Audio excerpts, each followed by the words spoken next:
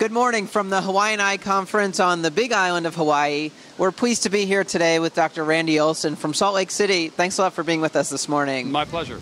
I'd like to speak with you this morning about phaco-emulsification efficiencies. Over the past several generations of phaco machine development, we've seen from the manufacturers improvements in efficiency, improvements in ultrasound delivery, increases in vacuum and aspiration potential. But do you think that we sort of reach a plateau, or we reach a point where more is not always better?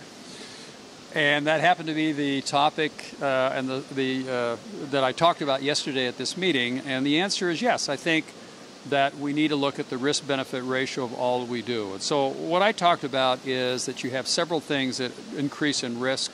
Post-occlusion surge is definitely going to go up as you increase vacuum and you increase flow. You combine post-occlusion surge with ultrasound, and the higher, the greater the risk. If you touch the capsule, you're going to break it.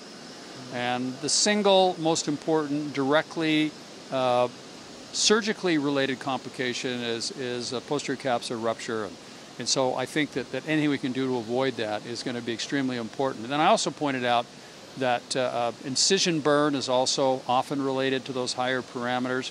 But the important part is that even doing higher and higher parameters in many instances doesn't actually improve efficiency. You start getting a diminished effect. So you are using a lot more aggressive parameters, which much higher post-occlusion surge with minimal improvements in overall efficiency. And so we then presented a series of studies that we've done, publications that are already in the literature, as well as some that are being submitted as we've done our work in looking at phaco efficiency, and we can show that often you'll get a non-significant improvement.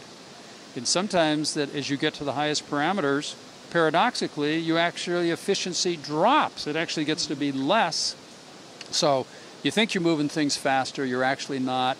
You're getting a minimal improvement, and you're clearly increasing your risk for complications. Well, this sparked sort of an interest in an analogy that you and I spoke about off camera just briefly before this video, which is about efficiency with driving. We know that most passenger vehicles, like sedans, have sort of an efficient gas efficiency that's best at 50 or 55 miles an hour, depending on the model. But if you go 75 or 80 miles an hour, you're going much faster, but you're having less fuel efficiency. And it sounds like this is sort of a similar argument that you're making, whereby sometimes the faster or the more powerful doesn't necessarily mean that you're being more efficient or more productive or more safe in that manner.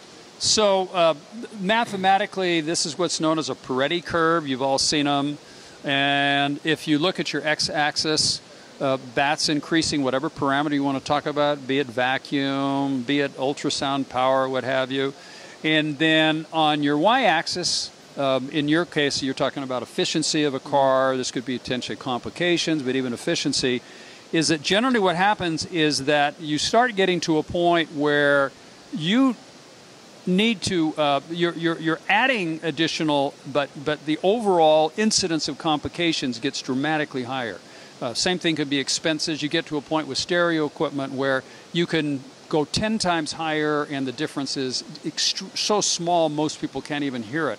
So you want to be in that sweet spot of the Pareto curve, and that isn't right at the limit of these machines today. And I think the evidence and the studies we showed that there was no significant improvement often as you approach those upper limits, and in some instances actually your efficiency drops when you get to those higher levels. Well, this is an important discussion. I'm so glad we can have it today about how efficiency and power and complications can sometimes be maximized by not being necessarily at the maximum of the machine potential. Thank you so much for sharing your expertise with us this morning. My pleasure.